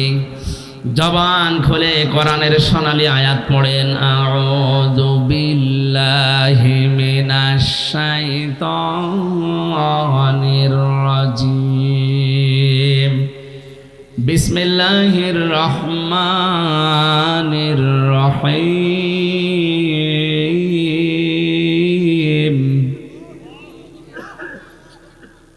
না, আমি একটি বতা পাচ্ছি না। এই একটু একটু একটু এইদিকে আয়াতটা শেষ করি নাকি মোনাজাত করে দেব? ৭৭ প্রকার, হয়তো সব বলা সম্ভব হবে কিনা জানি না। প্রায় ৭০টা পৃষ্ঠা লিখেছি। এত তো সম্ভব না, যে কয়টা পারি আমার শরীর এবং কণ্ঠ যত সাপোর্ট করে বলছি। বাকিটা গাড়ি থেকে বই আছে, বইয়ের ভেতরে আছে, এটা নিয়ে যাবেন। বউকে দেবে আর বউ আপনাকে দেবে, দুইজন পড়াপড়ি করে। সংসারে অন্তত আমার মনে হয় পরকীয়া প্রেম যাদের আছে এটা কেটে যাবে। আমি জেলখানায় থাকতে টুকে টুকে রেখেছিলাম, বাইরে এসে বই আকারে লিখেছি। দুইটা আছে, একটা নারীদের জন্য, একটা পুরুষের জন্য। এই যে গাড়িতে আছে ডানি, এখান থেকে মোনাজাতের পরে নেবেন। আমরা এখন কোরআনে প্রবেশ করছি। জবান খুলে পড়ে না। আউযু বিল্লাহি মিনাশ শাইতানির রাজিম। বিসমিল্লাহির রহমানির রহিম। ওয়াকাতিলু ফি সাবিলিল্লাহিল্লাযীনা ইউকাতিলুনাকুম ওয়া লা তা'তাদু ইন্নাল্লাহা লা ইউহিব্বুল মু'তাদিন। সূরা বাকারা 286টা আয়াত আছে, 40টা রুকু আছে, মাত্র একটা আয়াত পড়েছি, আয়াত নাম্বার 190। 100 আল্লাহ পাক বলেন কাতিলু, তোমরা লড়াই করো, হত্যা করো। শব্দের প্রথমটা শুনে বোঝা যাচ্ছে আল্লাহ মনে হয় মারামারির পক্ষে না। মানে আপনি তাকান, কাতিলু, তোমরা কতল করো, তোমরা লড়াই করো, সংগ্রাম করো, আন্দোলন করো। সূরা আনাম, কি আনাম না, আনফাল। সূরা আনফালের 18 নম্বর আয়াতে আছে, ফালাম তাকতুলুহুম ওয়ালাকিন্নাল্লাহা কাতালাহুম। হে নবী, আপনি তাদেরকে তো হত্যা করেননি, আমি আল্লাহ নিজে তাদেরকে হত্যা করেছি। তার মানে এই সমস্ত আয়াতগুলো পড়লে মনে হয় আল্লাহ মনে হয় মারামারি, হত্যা এর পক্ষে না। এই কথাটা আন্দাজে যদি কেউ নিয়ে যে বোমাবাজি যারা করে ইসলামের নাম নিয়ে, এদের পেছনে হাত দিয়ে দেখবেন কোটি কোটি টাকা এদের ইহুদিরা দিচ্ছে। এ পৃথিবীতে আজ হাজারো মানুষ ইসলামের নাম নিয়ে আয়াতের প্রথম শব্দটা শুনেই মারামারিতে লিপ্ত হয়ে যাচ্ছে, হত্যা করতে চাচ্ছে না। আল্লাহ কিন্তু হত্যার কথা উদ্বুদ্ধ করার পরেই তিনি ওয়ালা তা'তাদু দিয়েছেন, যে সীমা লঙ্ঘন করা যাবে না। ফি সাবিলিল্লাহি, তোমরা লড়াই করবা, সংগ্রাম করবা, হত্যা করবা, কিন্তু রাস্তা হবে আল্লাহর। আর আল্লাহর রাস্তায় নবীজির যে 40 বছর থেকে শুরু করে 63 বছর, এই 23 বছরে তিনি নবুয়তের জিন্দেগিতে নিজে 27টা যুদ্ধের সেনাপতি হয়ে দায়িত্ব পালন করেছিলেন। আসতে বলেন, তিনি কি আয়াত জানতেন না? কোনো দিন নিজের হাতে তো একটা মানুষও হত্যা করেননি। আল্লাহ হত্যা করার কথা বলছেন আল্লাহর রাস্তা। এটা কেমন রাস্তা, কোন রাস্তা, কিসের রাস্তা? এই রাস্তাগুলো আমাদের ব্যাখ্যা করা লাগবে এখন। এই পৃথিবীর ময়দানে যারা ইমানদার তারা লড়াই করতে থাকবে, তারাও আন্দোলন করবে। আল্লাযীনা আমানু ইউকাতিলুনা ফি সাবিলিল্লাহ। সূরা নিসার ৭৬ নম্বর আয়াতের প্রথম অংশে আছে আল্লাহ পাক বলেন, যাদের ঈমান আছে তারা সারাটা জীবন লড়াই করবে, সংগ্রাম করবে, কিন্তু রাস্তা হবে আল্লাহর। ওয়াল্লাযীনা কাফারু আউলিয়াউহুমুত তাগুত। আর যারা কাফের তারাও লড়াই করে, সংগ্রাম করে, আন্দোলন করে, কিন্তু তাদের রাস্তা হবে শয়তানের। এখান থেকেই ভাগ হয়ে যাবে, আপনি আল্লাহর রাস্তায় থাকবেন না তাগুতের রাস্তায়। আল্লাহর রাস্তায় যারা থাকবে আল্লাহর ভাষায় তারা ঈমানদার, শয়তানের রাস্তায় যারা থাকবে তারা আল্লাহর ভাষায় কাফের। বাংলাদেশে এখন ঈমানদার আর কাফের বোঝার জন্য কারো ফতোয়া লাগবে না, আপনি নিজেই যথেষ্ট। এদেশে যাদের আন্দোলন সংগ্রাম, যাদের মিছিল মিটিং সব আল্লাহর জন্য হয়, আল্লাহর রাজ কায়েমের জন্য, বুঝবেন এরা ঈমানদার। আর যারা মানুষের তৈরি করা নিয়ম নীতিগুলো দুনিয়ায় প্রতিষ্ঠা করার জন্য আন্দোলন করে, সংগ্রাম করে, মিছিল মিটিং করে, টাকা পয়সা খরচ করে, বুঝবেন এটা কাফের। ইকাতিলুনাকুম, তোমরাও তাদেরকে হত্যা করো যারা তোমাদেরকে হত্যা করেছে। আজ ফিলিস্তিনে লক্ষ লক্ষ মানুষকে ইসরায়েলের দখলদারীরা নিজেরা থাকার জায়গা পেত না, ওদেরকে থাকার জায়গা দিয়ে এখন উড়ে এসে জুড়ে বসে ওদেরকে হত্যা করছে। কথা বলেন না কেন? শুধু ফিলিস্তিনে না, তামাম দুনিয়ার দৃশ্য এটা। যাদেরকে আমরা আশ্রয় দিই তারা আজ আমাদেরকে মেরে ফেলার চেষ্টায় আছে। যাদেরকে আমরা ঘর বাড়ি দিলাম, থাকার জায়গা দিলাম, এ জমিন তো আজ এ জমিন আল্লাহ মুসলমানদের জন্য অক্ষ করে দিয়েছেন।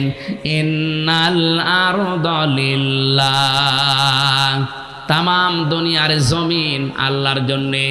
ইউরিসুহা মাইয়াশাউ মিন ইবাদি, আল্লাহ পাক জমিনের ওয়ারিস বানিয়েছেন, উত্তরাধিকারী বানিয়েছেন ইমানদারদের, তার বান্দাদের। কাদের? বলেন বলেন। সুতরাং এই পৃথিবীর বৈধ মালিক যারা ঈমান আছে তারা, বাবা মারা গেলে যেমন অটোমেটিক সন্তান ওয়ারিস সূত্রে জমির মালিক হয়ে যায়, এই পৃথিবী আল্লাহ ঈমানদারদের জন্য ওয়ারিস বানিয়েছেন। জোরে বলেন আল্লাহু আকবার। আর আমাদেরকে আজ আপনি থাকতে দেবেন না, মেরে পিটিয়ে হত্যা করে বিদায় করে দিতে চাচ্ছেন। এই জন্য আল্লাহ জানিয়েছেন তোমাদেরকে যতটুকু মারবে, বাড়ি থেকে বের করে দেবে, যতটুকু অত্যাচার করবে অতটুকু তোমাদের উপরে করা যায় যাচ্ছে, কিন্তু সাবধান, ওয়ালা তা'তাদু, সীমা লঙ্ঘন করা যাবে না। ইন্নাল্লাহা লা ইউহিব্বুল মু'তাদিন, কোন সীমা লঙ্ঘনকারীকে আল্লাহ পছন্দ করে না। এই আয়াত থেকে আল্লাহ তাফসীর আকারে আমি সাজিয়েছি। এদিকে থাকা, এ পৃথিবীতে যত ঘৃণিত কাজ আছে সবচাইতে আল্লাহর কাছে ঘৃণিত কাজ হচ্ছে দুনিয়ায় যে কোনো বিষয়ে সীমা লঙ্ঘন করা, বর্ডার ক্রস করা, লিমিট ক্রস করা। কথা বলেন ঠিক কিনা? আমরা এই আয়াত থেকে তাফসীর পড়তে গিয়ে পেয়েছি পৃথিবীর যত জাতিকে আল্লাহ ধ্বংস করেছেন সব জাতির পিছনে কারণ ছিল একটাই, তারা সীমা লঙ্ঘন করেছে। হযরত হুদ আলাইহিস সালামের জামানায় তার জাতিরা সীমা লঙ্ঘন করেছিল। লূত নবীর জামানায় তারা সীমা লঙ্ঘন করে পুরুষে পুরুষে বিয়ে করা আরম্ভ করেছিল। এই যে লাওয়াতাত যেটা বলা হয়, যেটা আজ ট্রান্সজেন্ডারের নামে অনেকে চালু করতে চাচ্ছে। আল্লাহ জর্ডানে ডেড সি বানিয়ে, মৃত সাগর বানিয়ে দিয়েছে তাদেরকে পুরা উল্টিয়ে। সালে নবী আলাইহিস সালামের জামানায় ওরা সীমা লঙ্ঘন করেছিল ওজনে কম বেশি করে, আর কারো মাল নিয়ে গেলে ছিনতাই করে নিত। এই দুইটা সীমা লঙ্ঘনের কারণে হযরতে সালে নবীর জাতিকে আল্লাহ ধ্বংস করে দিয়েছে। আজ যারা বাংলাদেশে ওজনে কম বেশি করছেন, ওজনে কম বেশি মানে কি? অনেকেই মনে করে ওজনে কম বেশি মানে ওই দাড়ি পাল্লা। যারা দোকানদারি করছে, ব্যবসা করছে, ওদের জন্য না। ওজনে কম বেশি মানে নেওয়ার সময় বেশি নেয়, দেওয়ার সময় আরো জোরে বলেন। আজ আপনি শিক্ষকতা যারা করছেন, বিচারালয়ে যারা আছে, প্রশাসনে যারা আছে, মিলান নেওয়ার সময় একজন শিক্ষক কিন্তু প্রাইমারি থেকে মাস্টার্স পর্যন্ত যারা ক্লাস নেয়, এরা নেওয়ার সময় এই শিক্ষকগুলো বিভিন্ন জায়গা থেকে জ্ঞান তো ঠিকই আহরণ করেছিল, কিন্তু ক্লাসে দেওয়ার সময় এখন এই স্যারেরা আর ঠিক মতো দিতে চায় না, বলে প্রাইভেট পড়া লাগবে আর কোচিং করা লাগবে। কোরআনে কারিমেদের জন্যই জানিয়েছে ওয়াইলুল লিল মুতাফফিফিন আল্লাযীনা ইযা তালু আলান নাসি ইয়াস্তাউফুন। আল্লাহ পাক বলেন ধ্বংস হয়ে যাক ওই দোকানদারগুলো, ওই মানুষগুলো যারা নেওয়ার সময় বেশি নেয়, দেওয়ার সময় কম দেয়। আজ আমি আয়াতের সাথে মিলিয়ে 1 থেকে মাস্টার্স পর্যন্ত প্রাইমারি স্কুল, কলেজ, বিশ্ববিদ্যালয়, মাদ্রাসা আমি মিলিয়ে দেখেছি হাজার হাজার শিক্ষক আল্লাহর লানত প্রাপ্ত। আরে ভাই, একটা শিক্ষক হতে হলে তো জ্ঞান অর্জন করা লাগে, কম না? বিশ্ববিদ্যালয়ে যারা মাস্টার্সে ক্লাস নেয়, এই সমস্ত ডক্টররা কত বড় বড় ডিগ্রি বিভিন্ন দেশ থেকে নিয়ে এসেছে, কত কষ্ট করে, কত পড়াশোনা তাদের করা লাগে, যোগ্যতা। কিন্তু ক্লাসে দেওয়ার সময় অধিকাংশ স্যারগুলো দেখি না, এগুলো আর ক্লাসে ডেলিভারি দিতে চাই না, তখন প্রাইভেট ভার্সিটিতে যে ক্লাস নেয় আর বলে প্রাইভেট পড়ো নাই কোচিং করো। এই কথা বলেন না কেন? এরকম কলেজ দেশে নেই, এরকম স্কুল নেই, এরকম প্রাইমারি নেই। আপনি কি মনে করছেন যে আমি নামাজ পড়ি, রোজা রাখি, আমি পর্দা করে চলি, আমার ব্যবসা হালাল, আমি মাপ পেয়ে যাব? আরে ভাই, আপনি তো ওজনে কম বেশি করছেন। আশা করছি যত শিক্ষক আছে পৃথিবীতে, এই আওয়াজটা যত জায়গায় পৌঁছাবে, আমি এমনি বলি নাই, আমার বিশ্ববিদ্যালয়ের দিকে তাকিয়ে বলছি। আমার একজন স্যার আমি যা দেখেছি, শুধু আমার ডিপার্টমেন্টে এরা জ্ঞানের সাগর, কিন্তু ওইভাবে যদি আমাদেরকে দিত, আমরা অন্তত কিছু না কিছু পেতাম।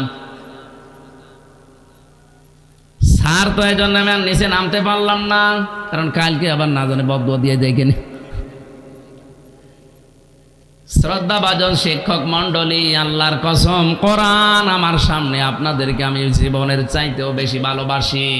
কোরআন পড়ে আমি যতটুকু বুঝতে পারছি যে আপনারা কিন্তু ধরা খাবেন।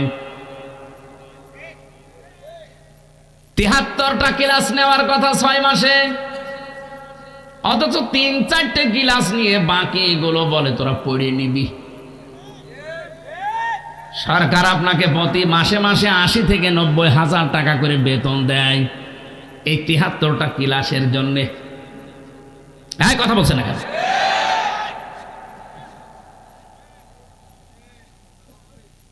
নাকি একটু বেশি হয়ে গেল? ঠিক আছে, মানে এইটাই আসো।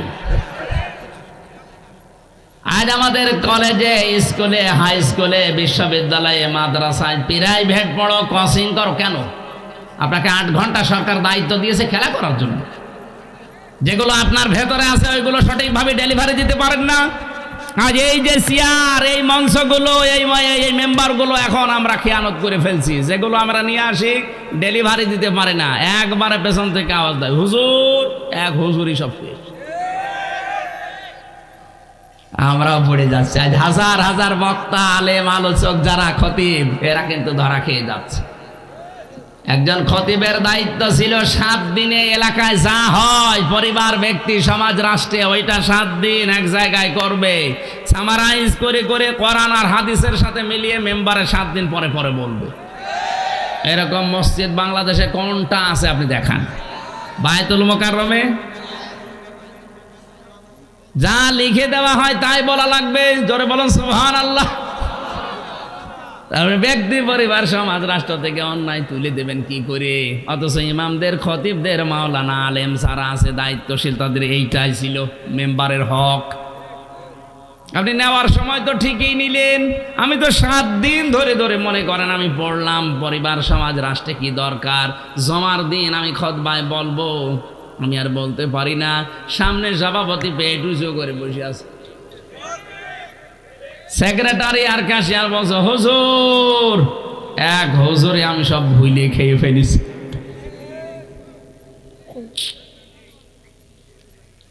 আমার ভাইরা, না হচ্ছে না। সালেহ নবী আলাইহিস সালামের জামানায় তারাই অবাধ্য হয়েছিল, সীমা লঙ্ঘন করেছিল। এই 2টা কাজে ওজনে কম বেশি করত আর ডাকাতি করত। এদেশে তো ডাকাত নেই। ডাকাত মানে যে পুকুর ডাকাতি করে, বন ডাকাতি করে, ব্যাংক ডাকাতি করে। আজ বিভিন্ন দেশে দেশে তারা স্ত্রীর নামে বেগম পাড়া বানায়। কথা বলেন ঠিক কিনা? আরে ভাই, বাইরের দেশে যারা বেগম পাড়া বানিয়েছে ওরা 2, 4, 5 টাকা চুরি করা লোক না, ওরা ডাকাত। কলমের খোসা দিয়ে 1 খোসাতে 2 সেকেন্ডে 20 কোটি টাকা যারা এরকম ঝেড়ে দিতে পারে তারাই বেগম পাড়া বানায়।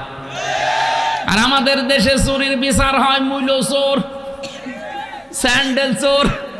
আরে ভাই, একটা লোক স্যান্ডেল যদি 50 বছর চুরি করে, খুব বেশি হলেও নাই 10 লাখ টাকা স্যান্ডেল চুরি করতে পারে। 50 বছর একাধারে স্যান্ডেল চুরি করে কয় টাকা হয়? 10 লাখ।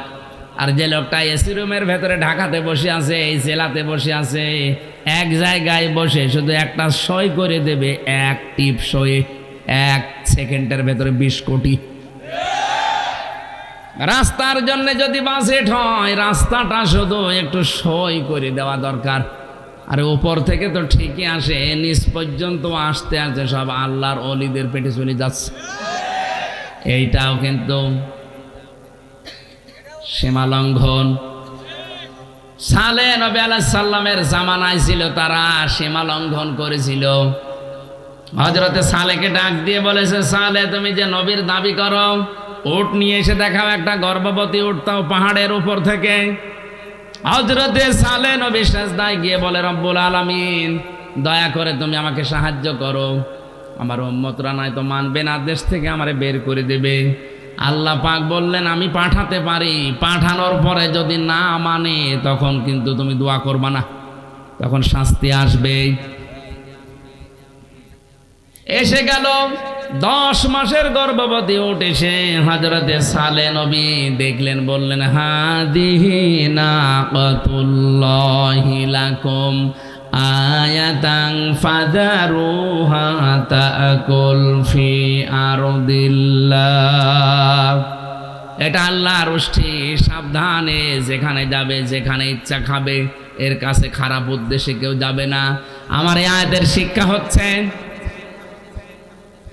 পৃথিবীতে সালেহ নবী এসেছিলেন, ওই বিদায় নিয়েছেন, তার যে মুজিজা, যে উষ্টি, এটার কাছে কেউ খারাপ উদ্দেশ্যে গেলে ফায়াখুযাকুম আযাবুন আলীম, তাদেরকে যন্ত্রণাদায়ক শাস্তি আল্লাহ দিয়েছিল। এখন আমাদের নবী মুহাম্মদুর রাসূলুল্লাহর জীবনের শ্রেষ্ঠ মুজিজা কোরআন, এটাও যেখানে ইচ্ছা যাবে, যা ইচ্ছা করবে। এ কথা বলছেন না কেন? এখানে যা ইচ্ছা আছে, এখানে যা দেওয়া আছে তাই করবে, যেখানে যেখানে যাওয়া দরকার সেখানে যাবে। শুধু মাদ্রাসায়, শুধু খানকায়, শুধু মসজিদে বলেন, এটা যাবে পার্লামেন্টে, সচিবালয়ে, বিচারালয়ে, ইউনিয়নে, পরিষদে, সব জায়গায় এটা যেতে পারবে। আলা আলাহুল খলকু ওয়াল আমরু, আমি বানিয়েছি, আমার আইন চলবে। উট যদি যেখানে ইচ্ছা যেতে পারে, যা ইচ্ছা খেতে পারে, আল্লাহর এটাও তো আয়াত। এই আয়াত যেখানে ইচ্ছা যাবে, যা ইচ্ছা করবে। যদি একে কেউ বাধা দেন, ফায়াখুযাকুম আযাবুন আলীম, আল্লাহ বলেন যন্ত্রণাদায়ক শাস্তি আসবে। সালেহ নবী আলাইহিস সালামের জামানায় তারা আল্লাহর এই বর্ডার, এই উষ্টিকে হত্যা করেছিল, সীমা লঙ্ঘন করে। আমার আল্লাহ তাদের ধ্বংস করে দিয়েছেন। আজও আমরা যদি এর কাছে খারাপ উদ্দেশ্য নিয়ে আসি, এর নিয়ম নীতিগুলো পাল্টানোর ব্যবস্থা করি, আল্লাহর কসম আমাদের উপরেও গজব আসবে। এজন্য সীমা লঙ্ঘন করা যাবে না যে কোনো কায়দায়। 2 নম্বরে আল্লাহ পছন্দ করেন না পৃথিবীতে যারা জালিম, যারা অত্যাচারী। জালিম কাকে বলে? যে জিনিস যেখানে রাখা দরকার ওইটা ওই জায়গায় না রেখে অন্য জায়গায় যারা রাখে তারা জালিম। এ টুপি রাখা দরকার কোথায়? কেউ যদি টুপি পায়ের সাথে বেঁধে রাখে ও জালিম। এক কথা বলেন না কেন? স্যান্ডেল রাখা দরকার পায়, কেউ যদি মাথায় নিয়ে সব সময় ঘুরে বেড়ায় ওটা স্যান্ডেলের সাথে জুলুম। কারণ ও তো স্যান্ডেল থাকবে পায়।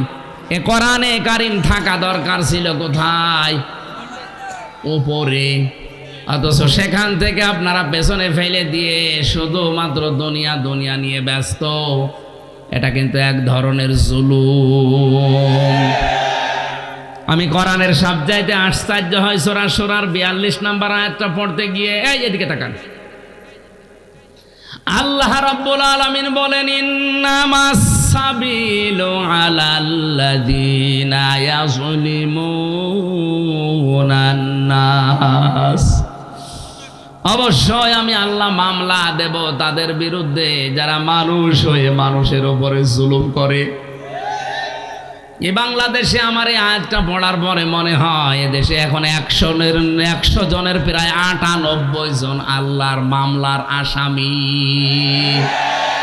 মামলার বাদী যত শক্ত হয় মামলা কিন্তু কঠিন হয়। এক কথা বলেন না কেন? আজ নফসের উপরে জুলুম করছেন, পরিবারের উপরে জুলুম করছেন। আজ অনেক শাশুড়ি আছে বৌমার উপরে জুলুম করছে। যৌতুকের টাকা দিতে পারে না, গরিবের মেয়ে, চেহারা ভালো না, এই জন্য ছেলেকে বারবার বলে রে বাদ দিয়ে দে, অথবা এমন কায়দায় অত্যাচার করে সে বাদ নিতে বাধ্য হয়, অথবা গলায় দড়ি নিয়ে বিষ খেয়ে মরতে বাধ্য হয়। কথা বলেন না কেন? এরকম শাশুড়ি দেশে আছে না নেই? এইরকম শাশুড়ি যারা মহিলা প্যান্ডেলে বসে আছেন, আপনি যদি 5 ওয়াক্ত না তাহাজ্জুদ মিলে 6 ওয়াক্ত নামাজ পড়েন, আপনি যদি রমজানের রোজা শুধু না 12 মাস রোজা রাখেন, খাস পর্দা করেও যদি থাকেন, আপনার দ্বারা যদি আপনার বৌমা জুলুমের শিকার হয়, আপনি জালেম, আপনি জালেম, আপনি জালেম। আপনাকে আল্লাহ ঘৃণা করেন। আরো আসতে বলেন। যে সমস্ত বৌমাগুলো বসে আছেন, শাশুড়িকে নিজের মায়ের মতো যদি মনে করতে পারতেন, আমার এই কোরআন সাক্ষী, আল্লাহর কসম করে বলছি, দুনিয়ায় কোনো পুরুষ তার মা বাবাকে আলাদা করে দিত না। আপনার কারণে আলাদা করা লাগে। আপনি মনটা একটু উদার করতে পারেন না? আজ বাংলাদেশের জামাই যারা আছে, এই দেশের জামাইগুলো তাদের শ্বশুরকে শাশুড়িকে যেই নজরে দেখে, যেভাবে মহাব্বত করে, যেই মনে দেখে, বৌমাগুলো যদি স্বামীর মার বাবাকে ওই নজরে দেখতো, এই বাংলাদেশে আমার মনে হয় কোনো দিন কেউ আলাদা হতো না। পরিবারে এদের এই শুধু কানাকানি, তালাতালি, কান কথার কারণে আজ পরিবারগুলো মিনি জাহান্নাম হয়ে গেছে। এই লোকটা সারাদিন বাইরে থেকে কাজ করে এসে বয়ের গোমরা মুখ, মায়ের গোমরা মুখ এখন করবে কি? বাধ্য হয়ে শেষ পর্যন্ত মানসিক রোগী হয়ে যায়। বেশি বলে ফেললাম? সম্মানিত মা বোনেরা, আমরা জামাইরা যেভাবে আছি, আপনারা একটু উদার হন। ওটা যদি আপনার মা বাবা হতো, কোনোদিন আপনি কিন্তু বৃদ্ধাশ্রমে রেখে আসতে বলতে পারতেন না। আপনার যা করা লাগে আপনি তাই করতেন। এ লোকটা 25 বছর 30 বছর পর্যন্ত ওই মেয়েটা, ওই ছেলেটা এর পেছনে শ্রম দিয়ে এ পর্যন্ত বড় করে আপনার হাতে দিল, আর আপনি এখন 3 কথার কবুল বলে একেবারে সব দায়িত্ব নিয়ে নিয়েছেন। মা বাবা এখন ডিলেট হয়ে যাবে মানে? এইরকম যারা ছোট মানসিকতার মন মানসিকতা তৈরি করছেন, আপনার সন্তানও কিন্তু ঠিক ওই রকমই করবে যেটা শাশুড়ির সাথে করছে। আর জুলুম আমাদের পরিবারে ভরে গেছে। আর স্বামী স্ত্রীর ওপরে জুলুম করছে, স্ত্রী স্বামীর ওপরে জুলুম করছে। স্বামী স্ত্রীর বড় জুলুম হচ্ছে এই দেশে এখন পরকীয়া প্রেম। আপনার জন্য যেই মহিলা বাসেট আছে, যার সাথে বিয়ে হয়েছে, আপনি মনে করবেন এইটাই আপনার জন্য বরাদ্দ আল্লাহর পক্ষ থেকে, অন্য কোনো দিকে আপনি বিয়ে ছাড়া আর মন দিতে পারবেন না। যদি দেন আপনি জালেম হবেন। যেই মহিলা বিয়ে হয়েছে আপনার স্বামীর সাথে, মনে করবেন এইটাই মরণ পর্যন্ত আপনার। হ্যাঁ, স্বামীর ইনকামে আপনাকে আবার সন্তুষ্ট থাকা লাগবে। নবীজি বলেন ওই মহিলাকে, হযরতে আইয়ুব নবীর স্ত্রীর সাথে আল্লাহ জান্নাত দেবেন যেই মহিলা নিজের স্বামীর ইনকামের উপরে খুশি থাকে। আপনার স্বামীর ইনকাম প্রতি মাসে 20,000 টাকা, আপনার পার্লারে সাজতে লাগে 18,000 টাকা, ও এখন করবে কি? আপনাকে তো আল্লাহ ইচ্ছা করলে সালমান এফ রহমানের সাথে, আকিজের বড় ছেলের সাথে বিয়ে দিতে পারতো। কথা বলছে না কেন? সেই জায়গায় না দিয়ে এই লোকটার মতো একটা হুজুরের সাথে দিয়েছে, এর মাসে ইনকাম 20,000, ওর যদি সাজতে গোজতে লাগে 18,000, ও এখন চুরি করা ছাড়া অবৈধ উপায় করার উপায় আছে? আর অধিকাংশ স্বামীগুলো অবৈধ পথ বেছে নেয় তার স্ত্রীর মন জোগাতে। সম্মানিত মা বোনদেরকে বলবো, যদি আইয়ুব নবীর স্ত্রীর সাথে জান্নাত পেতে চান, স্বামীর যতটুকু ইনকাম আছে অতটুকুর উপরে নিজের চাহিদাকে নিয়ন্ত্রণ করেন। আল্লাহ তাওফিক দিন, বলেন আমিন। 3 নাম্বার, আল্লাহ অপছন্দ করেন দুনিয়াতে যারা অহংকার করে সম্পদের, যেমন কারুন। 4 নাম্বার, আল্লাহ অপছন্দ করে যারা অপচয় করে, অপব্যয় করে। এখানে শব্দ দুইটা, একটা অপচয় আর একটা অপব্যয়। আরবিতে একটা হচ্ছে ইসরাফ আর একটা তাবজির। ইসরাফ করাও হারাম, তাবজির করাও হারাম। ইসরাফ মানে বৈধ কাজে ব্যয় করা বেশি। আমার আম লাগবে 2 কেজি, টাকার গরমে আমি 10 কেজি আম কিনে 8 কেজি পচিয়ে ফেললাম, এটা হারাম। আসতে বলেন। আর তাবজির বলা হয় হারাম কোনো কাজে টাকা খরচ করা, যেমন মদ খাওয়া, বিড়ি খাওয়া। এক কথা বলছেন কেন?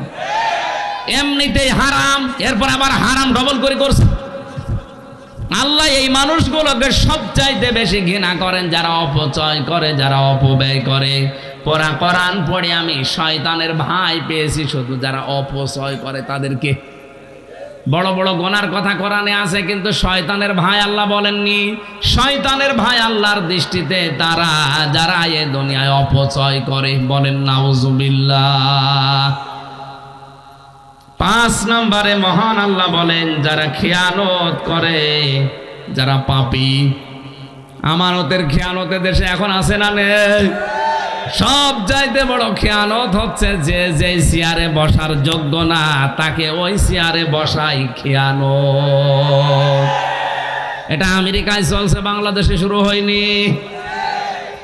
যার যোগ্যতা নেই চেয়ারে বসায় তারে জোর করে বসানো হয়, অথবা সে নিজেই জোর করে বসে। এটা আমানতের আমানতের আমানতের আমানতের খেয়ানত যারা করে তারা আল্লাহর নবীর ভাষায় মোনা মোনা মোনা। 6 নম্বরে নবীজি বলেন আল্লাহ তাদেরকে অপছন্দ করেন যারা ফাসাদ সৃষ্টি করে, বিশৃঙ্খলা তৈরি করে দুনিয়ায়। 7 নম্বরে যারা মন্দ কথা বলে, মন্দ কাজ করে।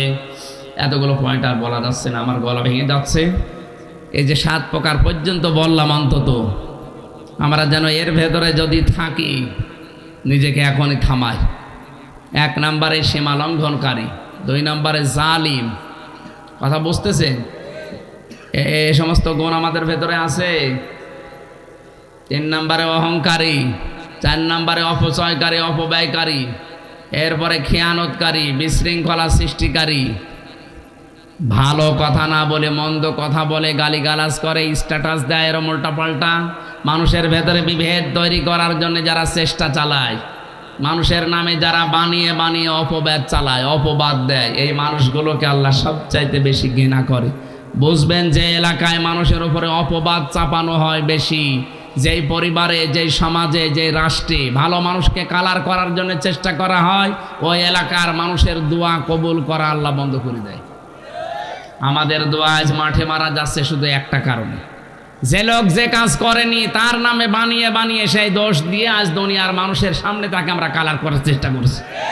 এই দোষে দেশে এখন নেই, আর এটা সবচাইতে সবচাইতে বেশি করছে দেশের কিছু নামধারী মুনাফিক আলেমরা। যে লোকটা যে এরকম কাজ করেনি, এইরকম দোষ তার উপরে চাপিয়ে তারা কি করে কালার করা যায় জাতির সামনে, সে তো মরেই গেছে, তারে নিয়ে এত নালাপালাপিলি করার দরকার কি? আল্লাহ আমাদের হেফাজত করুন, আমিন। বারাকাল্লাহু লানা ওয়া লাকুম ফিল কোরআনিল আযীম। মোনাজাতের পরে অবশ্যই বইটা নিয়ে যান, কাজে লাগবে। আপনারা যারা টাকা পয়সা এখনো দেননি, দেবেন বলে রেখে দিয়েছেন আমার কাছে, অবশ্যই আপনারা এখানে দিয়ে যাবেন, নয়তো গেলে কিন্তু আপনার বিপদ হতে পারে রাস্তায়। আল্লাহুম্মা আমিন। রব্বানা যালামনা আনফুসানা ওয়া ইল্লাম তাগফির লানা ওয়া তারহামনা লানাকুনান্না মিনাল খাসিরিন। রব্বুল আলামিন, আমার কণ্ঠের দিকে তাকিয়ে, আমার শরীরের কন্ডিশনের দিকে তাকিয়ে আমি শেষ করে দিলাম। যতটুকুই বলেছি এগুলো আমাদের বাস্তব জীবনে মেনে নেওয়ার তৌফিক দাও। সওয়াব যদি দিয়েই থাকো আল্লাহ, কোটি কোটি গুণে বাড়িয়ে দাও। কিয়ামতে যিনি সুপারিশ করে জান্নাতে নিয়ে যাবে নবীর রওজায় পৌঁছিয়ে দাও। যত মানুষ কবরে আছে আদম থেকে পর্যন্ত প্রত্যেককেই মাফ করে দাও। এ মাহফিল বাস্তবায়নের জন্য যারা শ্রম দিয়েছে আল্লাহ, তুমি তো দেখেছো যে যেই কায়দায় চেষ্টা করেছে আল্লাহ, সবাইকে তুমি মঞ্জুর করে নাও। আগামীতে এই মাহফিলটা কোরআনের প্রসারে, কোরআনের প্রসারে, কোরআনের শিক্ষায় আরো বিশাল আকারে কবুল করো। যাদেরকে ঘৃণা করো, আমি কোরআনে কারিম দিয়ে বলার চেষ্টা করেছি আল্লাহ, তোমার কথাগুলো আমি অ্যাডভার্টাইজ করেছি, ডেলিভারি দিয়েছি। আমাকে সহ যারা এসেছি আমাদেরকে আয়াতগুলো মেনে চলার তৌফিক দাও। সম্মানিত মা বোনদেরকে তুমি খাদিজার মতো, আয়েশার মতো, আসিয়ার মতো বানিয়ে দাও। অনেকের রোগ শোক আছে আল্লাহ, আমাদের শেফায়ে কামেলা আজেলা নসিব করো। মাহফিলের প্রধান অতিথি আমাদের মাননীয় এমপি বীর মুক্তিযোদ্ধা দোয়া চেয়েছে, মেহেরবানি করে তাকে শেফায়ে কামেলা আজেলা দান করো। আল্লাহ তাআলা তার জীবনের ভালো কাজগুলো কবুল করে, অন্যায়গুলো মাফ করে দাও। তুমি তার মা বাবাকেও ক্ষমা করে দাও। যত অতিথি আজকে এসেছে প্রত্যেককে কোরআনের ইজ্জতে মঞ্জুর করো আল্লাহ। জেলখানা থেকে যখন মুক্ত জীবনে ফিরিয়ে দিয়েছো, আমার কণ্ঠ তুমি আগের মতো আবার বানিয়ে দাও। আমাকে শেফায়ে কামেলা আজেলা নসিব করো। যে বাড়িতে এসে বসেছিলাম এ বাড়ির ওপরে তোমার রহমত নাজিল করো। মাহফিলের সম্মানিত সভাপতি নাজমুস সাকির বাবলু ভাইকে কবুল করো। কত মানুষ এখানে দোয়া চেয়েছে, যত মানুষের নাম আমরা দেখছি, সামনে যারা বসে আছে, মা বোনেরা যারা আছে, আমাদের মনের জায়েজ আশাগুলো ফেরত দিও না, কবুল করে নাও। আল্লাহুম্মা লা তারুদ্দানা খায়বে, একেবারে খালি হাতে ফেরত দিও না, একেবারে খালি হাতে ফেরত দিও না। আল্লাহ তোমার বান্দা মুআজ্জিম হোসেন অসুস্থ, তাকে শেফায়ে কামেলা আজেলা নসিব করো। তার হায়াতটা তুমি বাড়িয়ে দাও, তোমার দ্বীনের জন্য খেদমত করবে, সেই কারণে তার হায়াতটা তুমি বৃদ্ধি করে দাও। তার দ্বারা তোমার দ্বীনের প্রচার হচ্ছে, শিক্ষা হচ্ছে দ্বীনের, মেহেরবানি করে তাকে তুমি বাঁচিয়ে রাখো। তাকে তুমি শেফায়ে কামেলা আজেলা নসিব করে দাও। তার সন্তান দুইটা কবুল করো, স্ত্রীকে মাফ করে দাও। আমার মা বাবাকে, স্ত্রী সন্তানকে তুমি মেহেরবানি করে কবুল করো আল্লাহ। এ তাহাজ্জুদের সময় এসে গেছে, মাথা নিচু করেন, চক্ষু বন্ধ করে জীবনের অপরাধগুলো স্মরণ করে আল্লাহকে বলেন, আল্লাহ